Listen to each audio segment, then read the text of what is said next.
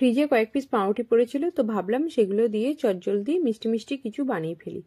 তো সেটা বানানোর জন্য আমি প্রথমে পাউরুটিগুলোর সাইডগুলো কেটে ফেলে দিয়ে ট্রায়াঙ্গেল করে কেটে নিলাম।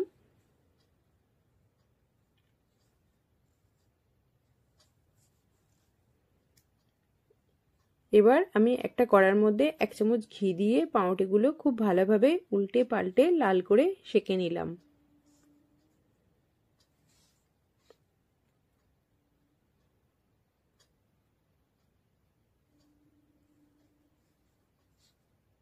এবার সব এগুলো একটা প্লেটের মধ্যে তুলে রাখবো।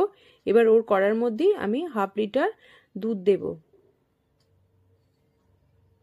দুধটা ফুটে ঘন হয়ে এলে ওর মধ্যে স্বাদ অনুযায়ী চিনি আর অল্প একটু সিনামন পাউডার দিয়ে আমি এটা রাবড়ি বানিয়ে নিলাম।